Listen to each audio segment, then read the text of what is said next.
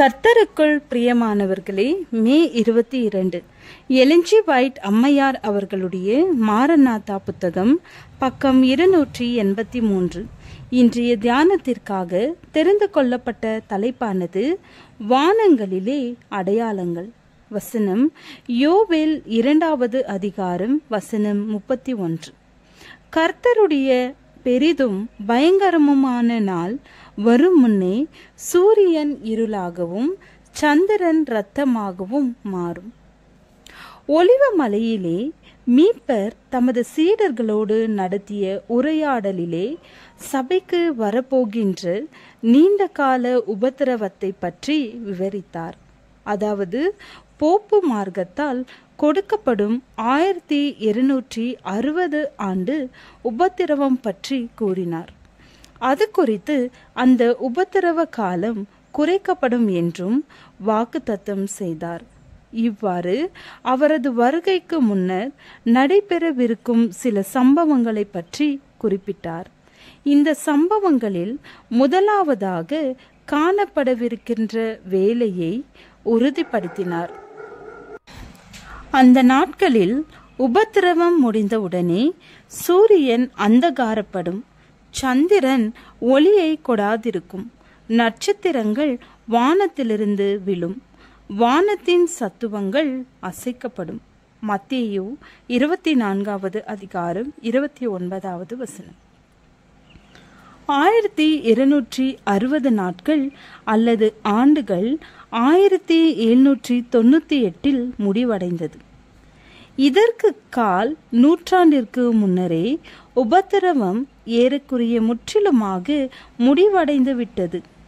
இந்த உபத்திரவத்திற்கு பின்னர் கிறிஸ்துவின் வார்த்தைகளின்படி சூரியன் அந்தகாரப்பட வேண்டும். 1780 ஆண்டு மே 19 இந்த தீர்க்க தரிசனம் நிறைவேறியது.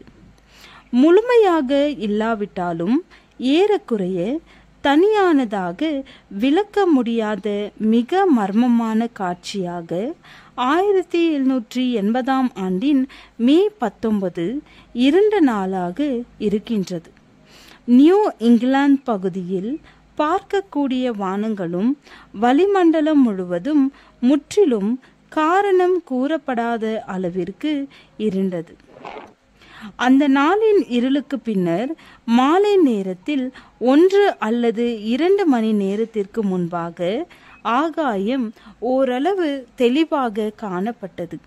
சூரியன் இருண்டு கனத்த ஒரு படலத்தால் மறைக்கப்பட்டிருந்த போதிலும் காணப்பட்டது.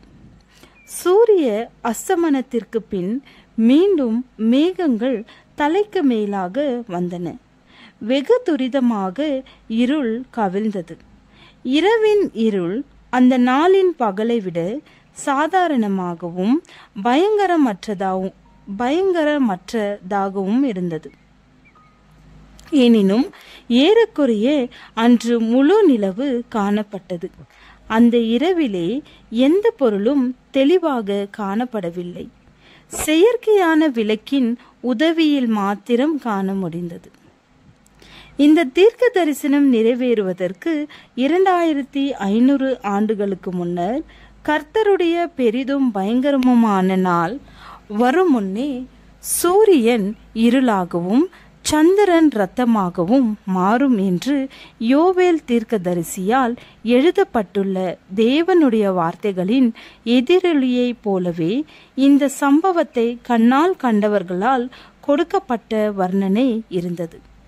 கிறிஸ்து தமது மக்களை தமது வருகைக்கான அடையாளங்களை விழிப்போடு கவனிக்க வேண்டும் என்றும் வரப்போகிற தங்களது ராஜாவை குறித்த அடையாளங்களை நோக்கி பார்த்து களி கூற வேண்டும் என்றும் கூறியிருந்தார். ஜெபம். நாங்கள் பலம் கொண்டு திடமனதாயிருக்க உதவும். எங்கள் வாழ்வில் ஜெயத்தை காண உதவி அருளும். ஆமென்.